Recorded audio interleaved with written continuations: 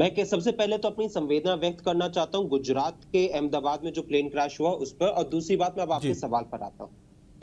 आज हम ये विपक्ष सवाल पूछना चाहता है कि आज जब इस देश के प्रधानमंत्री जो है वो अपनी राजनीति को चमकाने के लिए कभी बिहार जाते, जैसे आपने रिपोर्ट में बात किया, कभी वेस्ट बंगाल जाएंगे, कभी कहीं जाएंगे, तो एक सर्वदलीय बैठक बुलाने में, एक स्पेशल पार्लियामेंट सेशन बुलाने में आपको क्या आपत्ति है?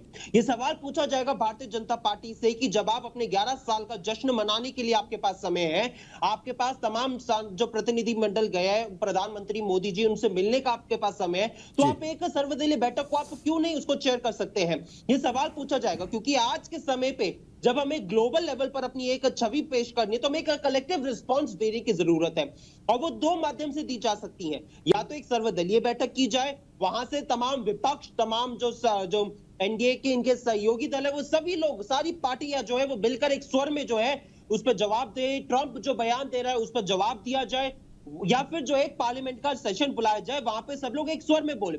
और राहुल गांधी जी और खड़गे जी ने तमाम अपनी लेटर्स जो प्रधानमंत्री मोदी जी को लिखे हैं उसमें इस बात की हमने मांग करी है कि हमें एकजुटता की जरूरत है इस समय पे।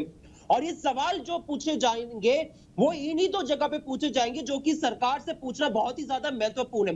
ये जी। सवाल उनसे पूछा जाएगा जब इस देश के सीडीएस जो है वो सिंगापुर में एक विदेशी अखबार को इंटरव्यू में जाकर कह सकते हैं कि बेशक उन्होंने जो एक बहुत ही ज्यादा डिसिप्लिन आर्म फोर्स के नाते जो है जवाब दिया है कि हमारा नुकसान हुआ है, लेकिन वो बहुत ज्यादा महत्वपूर्ण नहीं है, हमने बहुत स्ट्रेटेजिकली उनको रिस्पांस बैक किया है, और ये बहुत उन्होंने एक डिसिप्लिन आर्म फोर्स की तरफ उन्होंने इसको जवाब दिया। लेकिन ये सवाल पूछा जाएगा कि अगर ये बात हमें उनके सिंगापुर में बैठे इंटरव्यू से पता चल रहा है, पूरे विश्व को पता चल रहा है, तो यही बात राजनाथ सिंह जी जो पिछले 2 सर्वदलीय बैठक में आ रहे थे, जी। उन्होंने इस देश की विपक्ष को क्यों नहीं बताया गया? ये उनसे सवाल पूछा जाएगा जब इस देश के विदेश मंत्री एस जयशंकर जी कहते हैं कि हमने पाकिस्तान को पहले ही इत्तला कर दिया था अटैक करने से पहले। तो सवाल पूछा जाएगा उनसे कि आपकी जो रणनीति रही थी जिसकी वजह से आपने पाकिस्तान को इत्तला किया, उसकी वजह से हमारे ये क्यों लॉसेस हुए जेट्स का, ये उनसे सवाल पूछा जाएगा।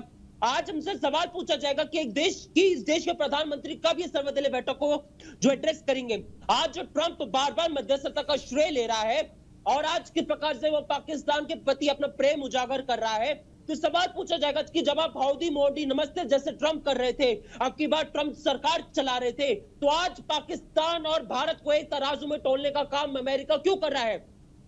आज जो जयराम रमेश जी के आपने बयान की बात की, मैं आपको उनका पूरे जो उन्होंने 3 सेटबैक्स को लेकर बात की थी, मैं वो आपके दर्शकों के सामने भी रख देता हूं, क्योंकि जानना बहुत ज्यादा जरूरी है। क्योंकि किस प्रकार से मोदी सरकार जो चल रही है, जो अपने प्रचार के सहारे अपने आप को बनाने का काम कर रही है, अपनी सरकार को बचाने का काम कर रही है, वो पैमाने पर एक्सपोज हुई है। किस प्रकार से हमारी जो फॉरेन पॉलिसी है वो पूरी तरीके से आज मोदी जी के राज में चरमरा चुकी है। उसका मैं आपको उदाहरण बताता हूं।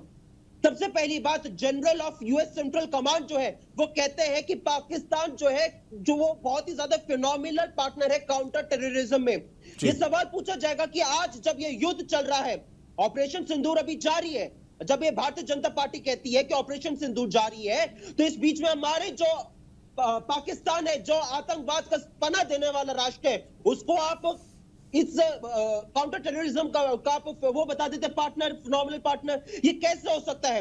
आप कैसे आसिम मुनीर जो है, जो उन्होंने जिससे बात क्या की, पहलगाम हमले से कुछ दिन पहले उन्होंने भड़काऊ भाषण दिए थे जिससे स्पष्ट है कि पहलगाम हमले में उनकी भूमिका थी।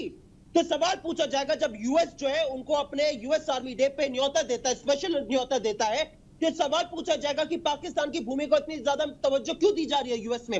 यह सवाल पूछा जाएगा जब यूएस की जो विदेश मंत्रालय की जो प्रवक्ता है वो कहती है कि ट्रंप का उसमें रोल था मध्यस्थता में। तो सवाल पूछा जाएगा और उन्होंने जनता पार्टी से, उनकी सरकार से, जिसको सरकार जो है वो नकार नहीं सकती है।